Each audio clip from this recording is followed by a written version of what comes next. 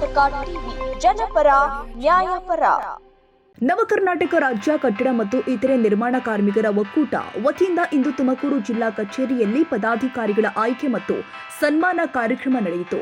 ರಾಜ್ಯಾಧ್ಯಕ್ಷರು ಆದ ಶ್ರೀಯುತ ಡಾಕ್ಟರ್ ಎಸ್.ಟಿ. ನಾಗರಾಜು ಸಿದ್ದನಕಟ್ಟೆ ಅವರ ಅಧ್ಯಕ್ಷತೆಯಲ್ಲಿ ನಡೆದ ಈ ಕಾರ್ಯಕ್ರಮದಲ್ಲಿ ಹೊಸ ಪದಾಧಿಕಾರಿಗಳಿಗೆ ಆದೇಶ ಪತ್ರ ಹಾಗೂ ಐಡಿ ಕಾರ್ಡ್ ವಿತರಿಸಲಾಗಿದೆ.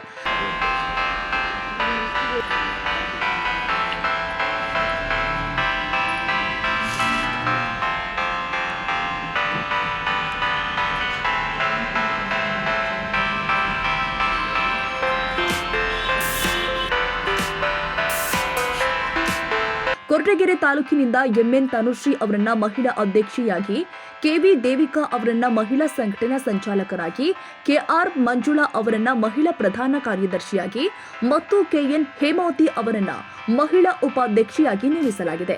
ಗುಬ್ಬಿ ತಾಲೂಕಿನಿಂದ ನಟರಾಜು ಅವರನ್ನ ತಾಲೂಕು ಅಧ್ಯಕ್ಷರಾಗಿ, ರವೀಶ್ ಹೆಚ್ ಕಾರ್ಯದರ್ಶಿಯಾಗಿ, ವಿರೂಪಾಕ್ಷಯ್ಯ ಎಂಬಿ ಸಂಘಟನಾ ಕಾರ್ಯದರ್ಶಿಯಾಗಿ, ಎಚ್ಎನ್ ಶ್ರೀನಿವಾಸ ಸ್ವಾಮಿ ತಾಲೂಕು ಸಹ ಕಾರ್ಯದರ್ಶಿಯಾಗಿ, ರಂಗರಾಜು ಸಂಘಟನಾ ಸಂಚಾಲಕರಾಗಿ, ರಮೇಶ್ ಕಾರ್ಯದರ್ಶಿಯಾಗಿ, ಎಚ್ಎಸ್ ಶಂಕರಪ್ಪ ಜಂಟಿ ಕಾರ್ಯದರ್ಶಿಯಾಗಿ, ಮಹೇಶ್ ಉಪಾಧ್ಯಕ್ಷರಾಗಿ, ವಸಂತಮ್ಮ ಕೆಬಿ ತಾಲೂಕು ಮಹಿಳಾ ಅಧ್ಯಕ್ಷೆಯಾಗಿ ಹಾಗೂ ಕವಿತಾ ಟಿ ತಾಲೂಕು ಮಹಿಳಾ ಉಸ್ತುವಾರಿ ಅಧ್ಯಕ್ಷೆಯಾಗಿ ನೇಮಕಗೊಂಡಿದ್ದಾರೆ.